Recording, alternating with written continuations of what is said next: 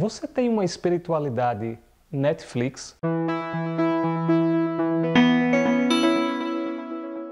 Eu vou falar hoje sobre uma coisa que todo mundo usa, todo mundo vê e quase não vive sem. Não estou falando de Deus, não estou falando de fé.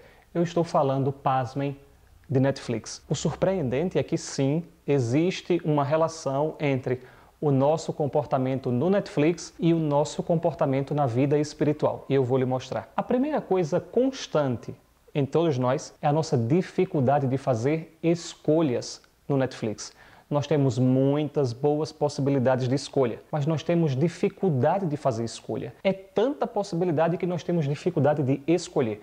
Por falar em escolha, tem um vídeo aqui falando sobre escolhas e vida espiritual, escolhas e fé. Dá uma olhadinha depois. Você também provavelmente sabe que existem muitas possibilidades de espiritualidade, muitas possibilidades de fé. No mundo contemporâneo, no mundo ocidental, nós temos muitas opções e por isso muitas vezes nós passamos mais tempo observando as opções de vida espiritual, observando as opções de fé, do que dando um clique e começando a se comprometer com uma delas. Um outro comportamento constante que nós temos no Netflix: assistir várias séries ao mesmo tempo.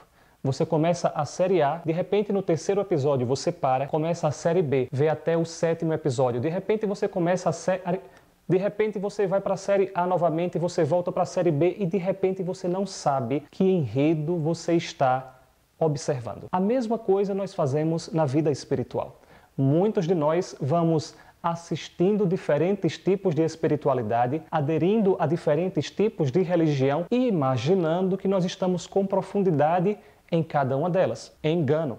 Quando você vê uma série mexida com a outra, uma série em cima da outra, no final das contas você sabe alguma coisa do enredo, mas você não sabe qual é o sentido profundo daquela série. Você não tem acesso à atuação profunda daquele ator, daquela atriz. A mesma coisa na vida espiritual. Se você ao mesmo tempo é dessa religião e da outra, é dessa espiritualidade e da outra, você não tem profundidade nenhuma nem outra. Um outro comportamento comum em todos nós: nós não nos comprometemos a ir até o fim naquilo que nós começamos no Netflix.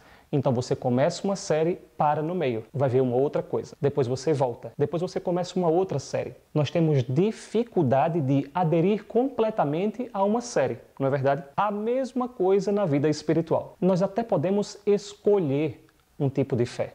Nós até podemos escolher um caminho espiritual.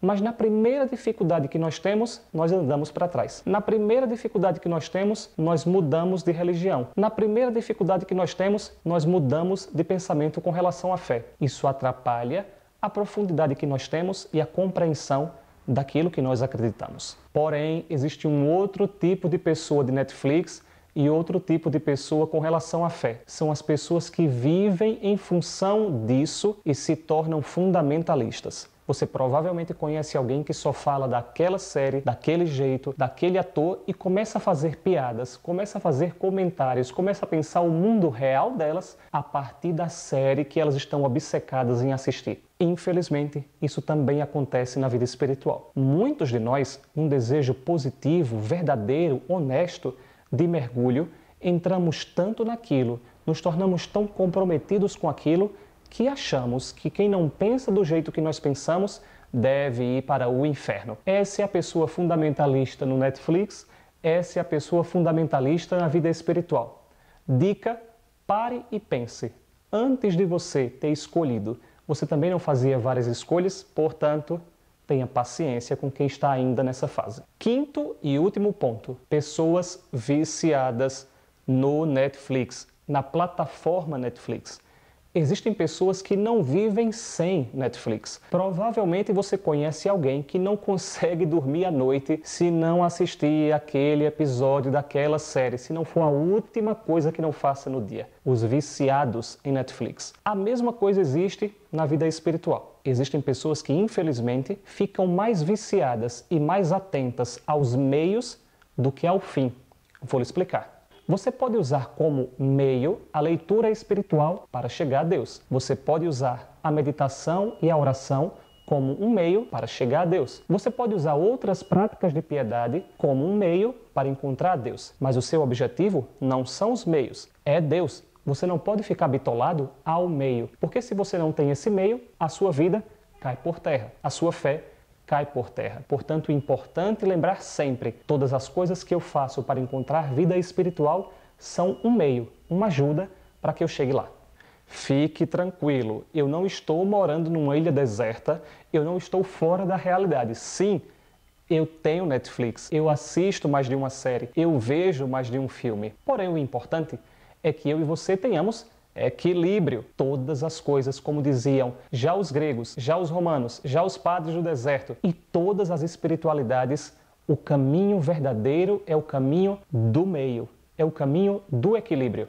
Então, sim, você pode ter uma vida com Netflix. Sim, você pode usar o Netflix. Da mesma forma, você pode ter uma vida espiritual equilibrada, honesta, profunda, para que, sim, sua vida não pareça uma série, mas seja uma vida profundamente espiritual.